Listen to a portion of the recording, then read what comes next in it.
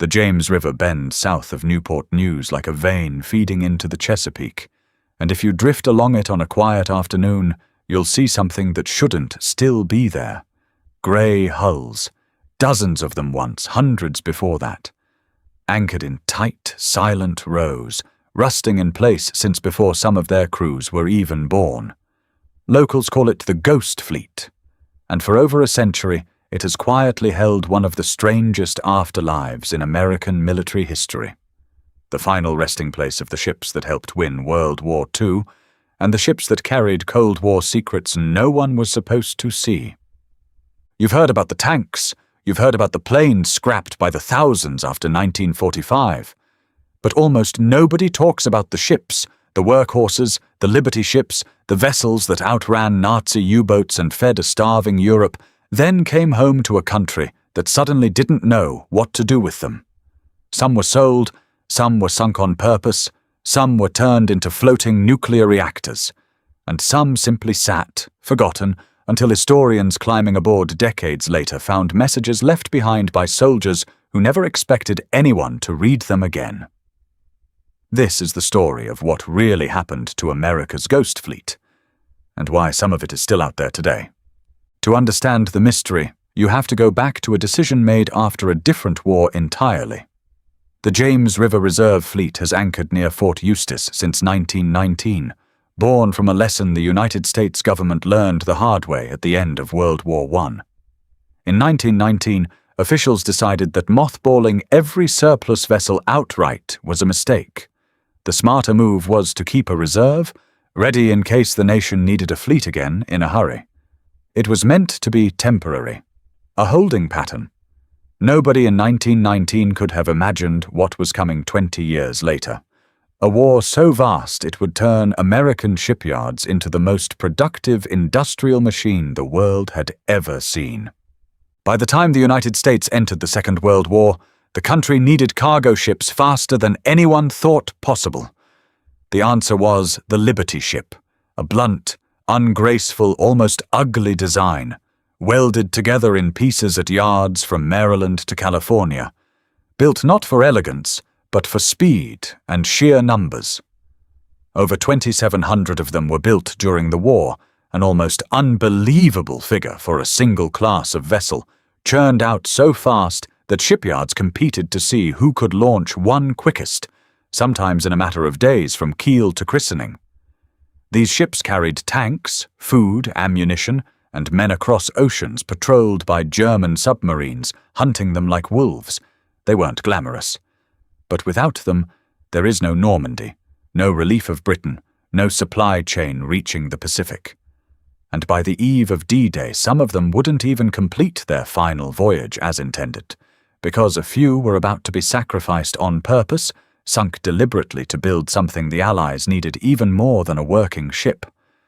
Some of the ships from the James River Reserve Fleet were taken to Normandy and sunk to create artificial harbours, part of the Mulberry Harbour project, one of the most audacious engineering feats of the entire war, built to unload men and supplies onto a beach that had no port at all.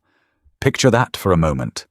Ships that had survived U-boat wolf packs, storms, and years of Atlantic crossings deliberately scuttled in the English Channel so an invasion could succeed. It's one of the strangest fates any vessel could have, sunk not by an enemy, but by its own side, on purpose, as a tool. And it was only a preview of the strange afterlives waiting for the rest of the fleet. Then, in the span of about a year, the war simply stopped. Germany surrendered in May of 1945. Japan followed in August. And almost overnight, the largest shipbuilding operation in human history had no war left to supply. Picture the shipyards, cranes frozen mid-motion, welders sent home, half-finished hulls sitting abandoned on the ways. Picture the ports, vessels that had spent years running convoys through submarine-infested waters suddenly idle, with nowhere useful to go. The United States had built a wartime merchant fleet so enormous that peacetime commerce couldn't possibly absorb it. Thousands of ships, millions of tons of steel, and the government now faced an uncomfortable question nobody had planned for. What do you do with a war machine after the war is over? The answer at first was simple. Bring them home and wait.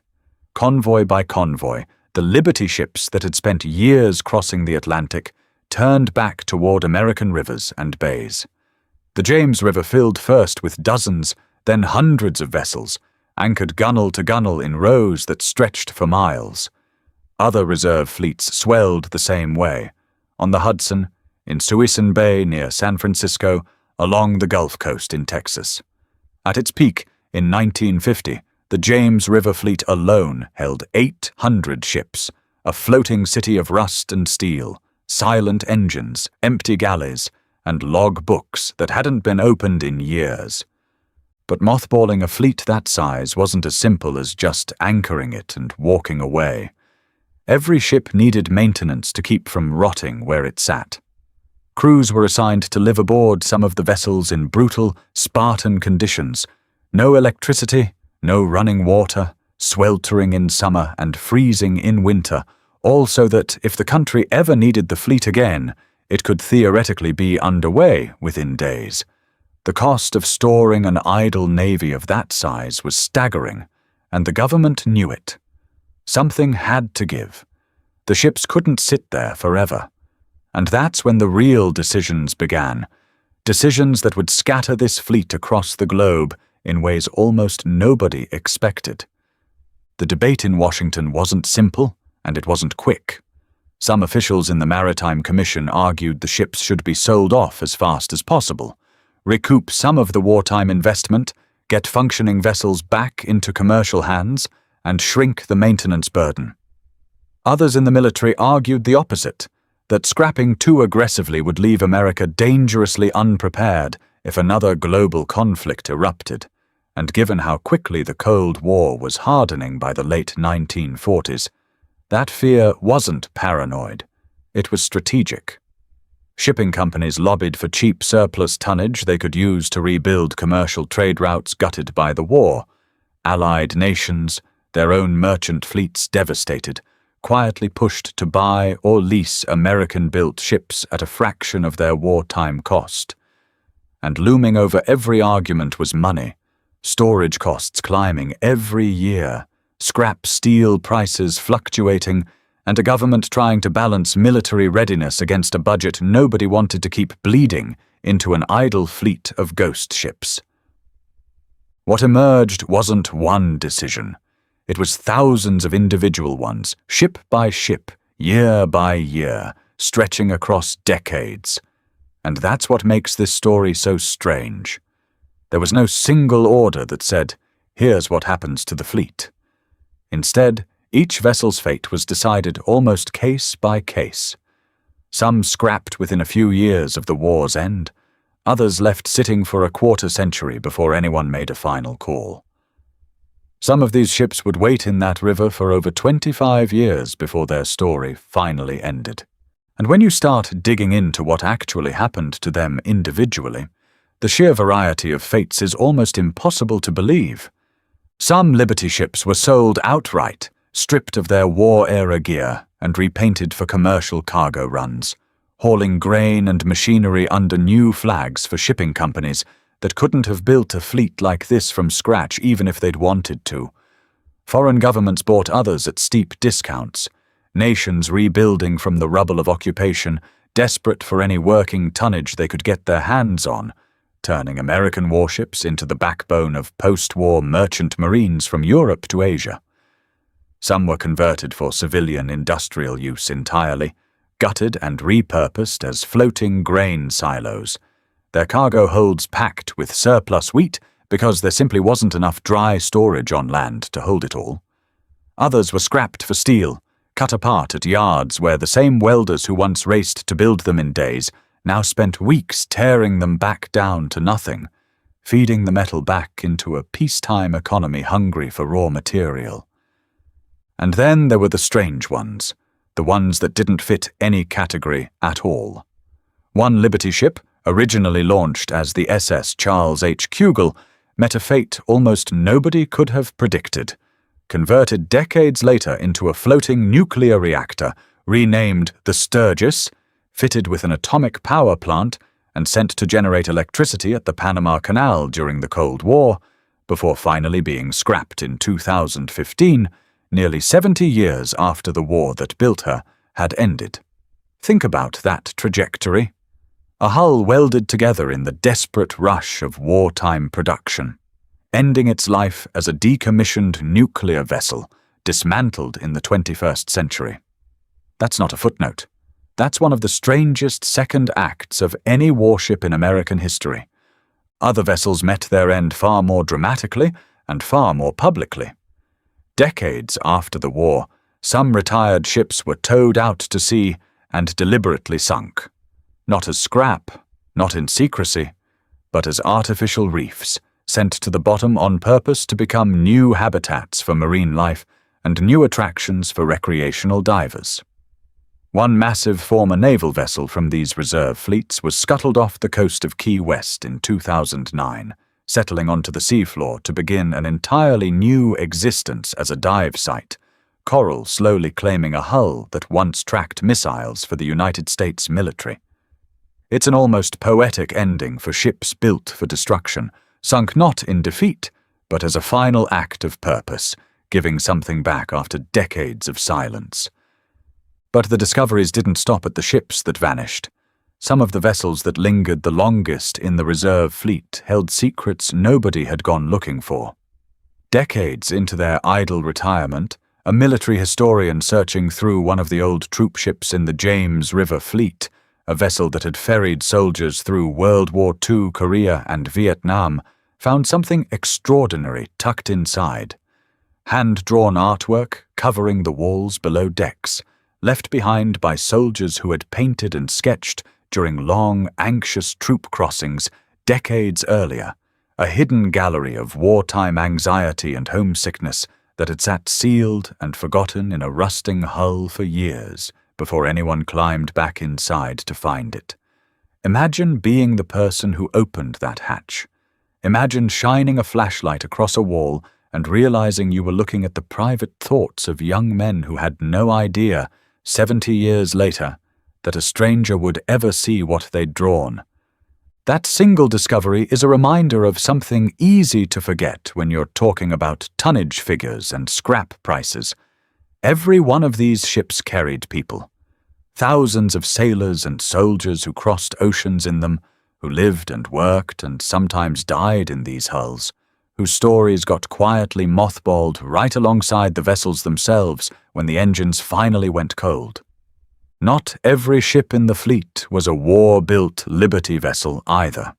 The reserve fleet became a strange museum of American maritime ambition across multiple eras entirely. One of the most unusual residents to pass through the Ghost Fleet was the NS Savannah, the first nuclear-powered cargo ship ever built, a genuine marvel of atomic-age engineering that spent years anchored among the rusting wartime relics before finally being moved out and preserved as a national historic landmark. Picture that scene for a second, a genuinely futuristic, nuclear-powered vessel from the 1960s, sitting quietly among ships built in the panicked industrial sprint of 1943, two completely different eras of American shipbuilding rusting side by side in the same stretch of river, waiting for decisions that would take decades to arrive. And here's the detail that makes this story even stranger. This Ghost Fleet never actually disappeared. You might assume that by now, 80 years after the war ended, every one of those ships would be gone, scrapped, sunk, sold, or lost to time. But that's not true. A handful still remain anchored on the James River today, the last physical survivors of a fleet that once numbered in the hundreds, still technically active, still maintained by a skeleton federal program that has quietly overseen this floating graveyard for over a century. The people who work near them will tell you the nickname bothers them. They insist these vessels aren't dead weight, that they still function, still hold value, still exist for a purpose most people never think about. But drift past them on a foggy morning, Watch the rust streak down their hulls in long orange trails. Listen to the water slap against steel plating. Nobody has walked on in years, and it's hard not to feel like you're looking at ghosts anyway. The legacy of this fleet reaches much further than that one river bend in Virginia. The scramble to figure out what to do with America's wartime surplus shaped decisions that echoed for decades. How nations handle demobilization, how governments balance military readiness against economic pressure, how quickly an industrial superpower can pivot from building for war to figuring out what peace actually costs. Some of those Liberty ships that were sold overseas quietly rebuilt entire national shipping industries in countries still recovering from occupation and bombing. The reserve fleet model itself, keep some ships mothballed just in case, became a permanent fixture of American military strategy, still active in modified form today. And the handful of Liberty ships preserved as floating museums now let ordinary visitors walk decks that once dodged torpedoes, giving people a physical connection to a production effort so massive it's almost hard to comprehend from the outside. No. So the next time someone tells you the story of World War II ended in 1945, remember the James River. Remember the 800 ships crammed into a single anchorage, waiting for decisions that in some cases took a quarter-century to arrive. Remember the hull that became a nuclear reactor, the warship sunk on purpose to grow coral, the paintings hidden below deck for 70 years before anyone found them. The war didn't simply end and stop. It lingered quietly, in rust and steel, in rivers most people never think to look at twice. And somewhere out on that water right now, a handful of those ships are still sitting there, waiting, the way they have been for most of a century, for an ending that may never actually come. What do you think should happen to the last of these ships? Preserved, scrapped, or left exactly where they are? Let me know in the comments. If this hidden piece of World War II history caught you off guard, subscribe so you don't miss the next one, because there's another forgotten story from the war waiting, and it's even stranger than this.